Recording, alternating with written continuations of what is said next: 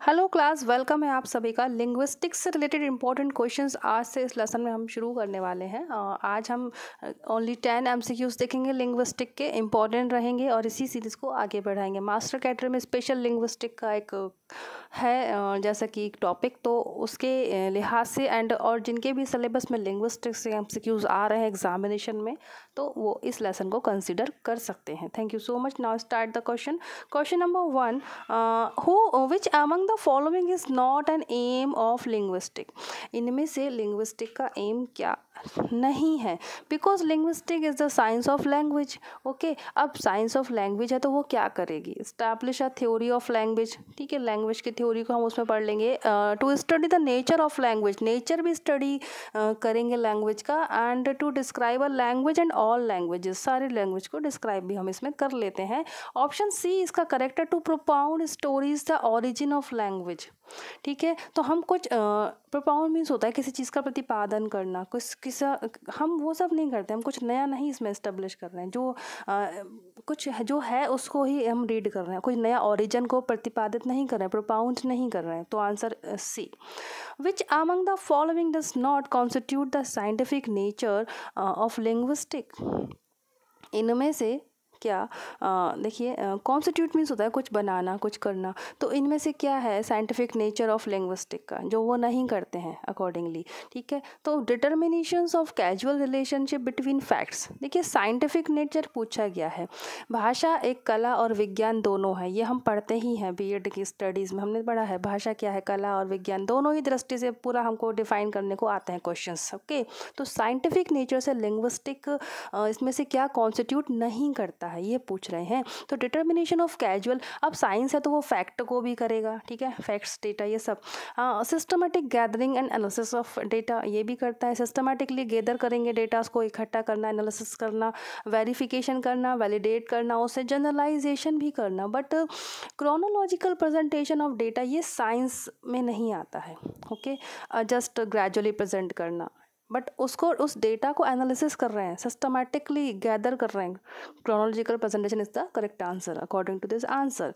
Next question, dash is the study of how the mentally represented grammar of language is employed in the production and comprehension of speech. हमको, अगर हम ये linguistic जब पढ़ रहे हैं स्टूडेंट, तो हमको ना ये बिल्कुल फोकस करना चाहिए।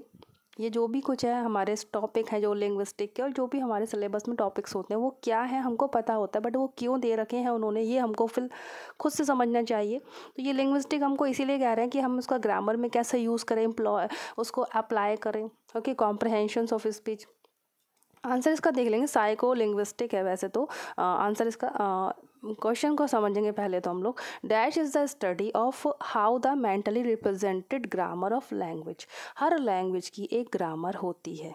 ओके, हिंदी में व्याकरण, इंग्लिश में ग्रामर। ओके, तो हर भाषा का एक ग्रामर, अपना खुद का व्याकरण होता है। ठीक है, तो वह इसकी स्टडी साइको लिंग्विस्टिक कहलाती है। ओके, जो कि ग्रामर को रिप्रेजेंट करता है, इज़ एम्प्लॉयड, और फिर वो जो वो ग्रामर होती है उस लैंग्वेज का, वो एम्प्लॉयड कहाँ होता है? In production and comprehension of speech, speech में, समझ में, कॉम्प्रिहेंशंस में। Answer is psycho linguistic. I hope आपको ये आंसर समझ। साइको जो मेंटली हमारे माइंड से जुड़ा है, जो हम बोलते हैं। ठीक है, तो next question number 4, a person who can use more than 2 languages. एक व्यक्ति जिसको 2 लैंग्वेज आती हैं, 2 से ज़्यादा लैंग्वेज आती हैं, मल्टीलिंगुअल उसको कहते हैं। Then next question, dash refers to the linguistic norm specific to a geographical area, social class और status affecting mutual intelligibility. Dialect इसका करेक्ट आंसर है। डायलेक्ट जैसे हम बोलें तो बोली, देखो भाषा हो जाती है Hindi, English, Sanskrit, okay, Bangla, Kannada, Malayalam. But बोली क्या है? हिंदी में कितनी बोलियां पाई जाती हैं? हम लोग जो जोग्राफिकल, हमको यहाँ पे इस बात को अंडरलाइन करना है, जोग्राफिकल एरिया वाइज। ओके, उस पर्टिकुलर भौगोलिक प्लेस पर कुछ और हिंदी ही अलग तरह से बोली जा रही है, फिर अलग तरह से, दैट इज़ कॉल्ड बोली, और बोली को हम लोग डायलेक्ट कहते हैं। ठीक है, तो वो कौन सा नॉर्म है, लिंग्विस्टिक नॉर्म है ये एक डायलेक्ट, जो कि ज्योग्राफिकल एरिया के अकॉर्डिंग होता है, social class, social status affect होते हैं जिसमें, तो वो dialect.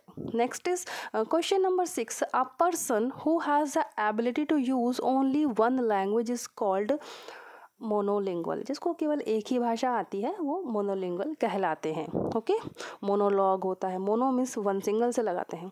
A collection of similar idiolect makeup again dialect. देखो डायलेक्ट के स्पेलिंग में अगर आई लगाते हैं वो वैसे ही ये वर्ड बना है आइडियोलेक्ट। तो अब क्या है ये आइडियोलेक्ट? आइडियोलेक्ट मीन्स होता है द वे ऑफ लैंग्वेज जो कि एक कम्युनिटी के द्वारा, स्पीच कम्युनिटी के द्वारा बोला जाता है। ठीक है, तरीका, ये तो होगी डायलेक्ट, मान लो नाउन। ओके, अब इसका वर्ब क्या होगा, तो वो होगा आइडियोलेक्ट। ये वो तरीका है, मतलब वो जो डायलेक्ट एक तरह से बोली जा रही है उसको क्या कहते हैं, एक ऐसा जो सिमिलर तरीके से कुछ बोला जाता है लैंग्वेज, उसको हम कहते हैं मेकअप डायलेक्ट, वो डायलेक्ट बनता है उससे।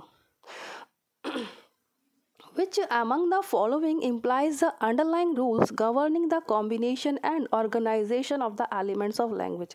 पहले तो हम ऐसे क्वेश्चन को देखकर डर ही जाते हैं, आंसर आना तो बात की बात हो जाती है। चलिए समझते हैं क्वेश्चंस को पहले, आंसर तो हमें दिख ही रहे हैं डार्क सभी को। ठीक है, इनमें से क्या underlying implies the underlying rules governing the combination and organization of the elements of language? Language का एलिमेंट्स वो कौन सा है? ठीक है, जो कॉम्बिनेशन जिससे करते हैं, ऑर्गेनाइज करते हैं जिससे, और फिर वो क्या होता है, रूल्स को गवर्नर करता है। ठीक है, रूल्स जिसके अकॉर्डिंग चलते हैं। Which among the following implies the underlying rules governing the combination and organization? इनमें से क्या है जो कि किसी भी लैंग्वेज का, वो कौन सा एलिमेंट है जो कि किसी भी लैंग्वेज के कॉम्बिनेशन को, ऑर्गेनाइजेशन के लिए वेरी वेरी इंपॉर्टेंट होता है, वही इम्प्लाइज होता है उसके लिए। ठीक है, कॉम्बिनेशन के लिए और ऑर्गेनाइजेशन के लिए। So the answer is langue and competence. Okay, competence means उसका बियर करने का, जैसे हम कहते हैं क्षमता, capacity, competence, but langue again language. Okay, ये हो जाता है इसमें एक style, way of language. Question number 10, question number 9, who introduced the linguistic the concept similar to Saussure's, langue and parole? देखिए, अब ये कोई है, ठीक है, इनका पूरा नाम है फर्डिनेंड डी सौसुर। इनका ये कॉन्सेप्ट आया था लैंगो एंड पेरोल। ओके, ये सब लिंग्विस्टिक में कॉन्सेप्ट, जैसे हम मनोविज्ञान पढ़ते हैं, बुद्धि, व्यक्तित्व के अभिवृत्ति, in the same way linguistic अपने आप में अच्छा खासा टॉपिक है जिसमें कि सब टॉपिक्स हैं। तो सौसुर का लैंगो एंड पेरोल एक कॉन्सेप्ट है। तो उसी की तरह एक और कॉन्सेप्ट किसने दिया? Noam Chomsky. ठीक है, और ये मास्टर कैडर में है, स्टूडेंट मास्टर कैडर में स्पेशली इनका पूछा गया है, तो ये आपके लिए क्वेश्चन ज़्यादा इम्पोर्टेंट हो जाएगा। ठीक है, जिन्होंने लिंग्विस्टिक को इंट्रोड्यूस किया है, उस लिंग्विस्टिक के कॉन्सेप्ट को इंट्रोड्यूस किया है, नॉम चॉम्स्की ने किया है। Question number 10, who introduced in linguistic the concept of langue and parole? Again, तो लैंगो एंड पेरोल को इंट्रोड्यूस किसने किया? अगेन अलग से पूछ लिया इसी बात को, तो फर्डिनेंड डी सौसुर। स्टूडेंट्स, मैंने ओनली 10 MCQs इसीलिए लिए हैं कि आप कम समझे पर अच्छे से समझ लें, बिकॉज लिंग्विस्टिक थोड़ी सी टफ होती है, टफ नहीं होती है अगर हम उसको फ्लो में पढ़ते चलें समझते हुए। तो इसका और भी कंटेंट विथ MCQs हम लोग नेक्स्ट लेसन्स में पढ़ेंगे अपने। Thank you for watching this lesson. खुश रहिए, पॉजिटिव रहिए। जय हिंद।